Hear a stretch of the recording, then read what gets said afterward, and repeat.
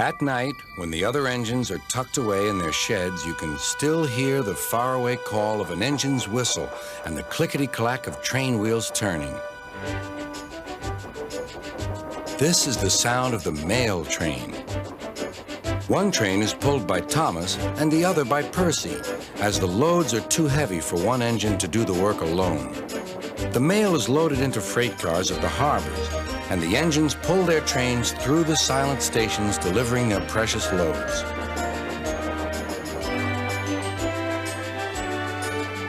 On a clear night, a big shiny moon brightens their journey, but often Thomas and Percy can't even see the stars.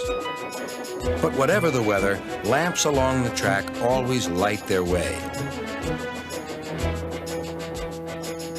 One night, Percy was waiting at the junction. The main line train was late. At last, Henry arrived. Sorry, he puffed. The mail boat from the mainland was delayed. Come on, Percy, said his driver. Let's make up for lost time. Percy puffed along as quickly as he could, but the sun was already rising as he finished his work.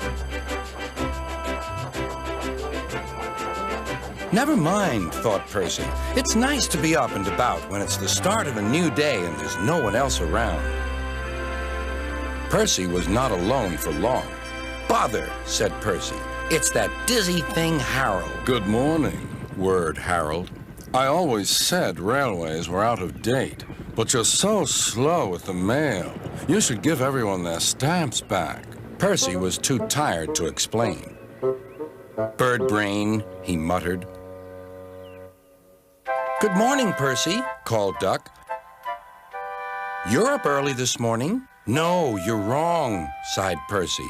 I'm back, tired and late. He rolled into the shed and fell asleep almost before his buffers touched the bar. His driver decided to set off early that evening. Thomas was waiting at the station. Thank goodness I have a chance to speak to you. Driver says that the person in charge of the mail has complained to Sir Topham Hatt about the delay last night. But that wasn't my fault, replied Percy. I know, said Thomas, and so does Sir Topham Hatt. But this mail person wouldn't listen. Tonight we'll just have to be quicker than ever before. The engines were just leaving when they heard a familiar buzzing. I say, you two, there's news flying about. Where? Puffed Percy crossly. All over the place. They're going to scrap the mail train and use me instead. Wings work wonders, you know. Always. Rubbish, huffed Thomas.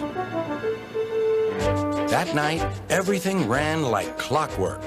Thomas and Percy steamed through the stations, making good time everywhere they went.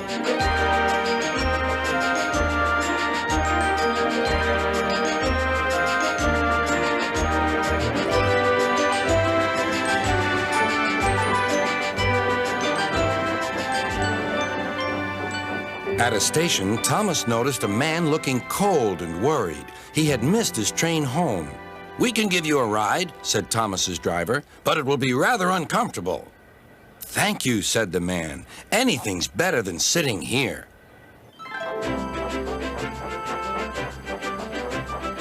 The next afternoon, Percy passed the airfield and saw Harold. Hello, lazy wings. Are you too tired to fly today? The wind's too strong, grumbled Harold. I've been grounded.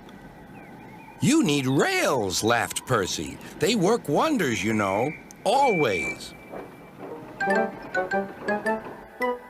That night, Sir Topham Hatt showed the two engines a letter. It was from the man who missed his train. He thinks you are both splendid, and everyone says that the mail train is the pride of the line.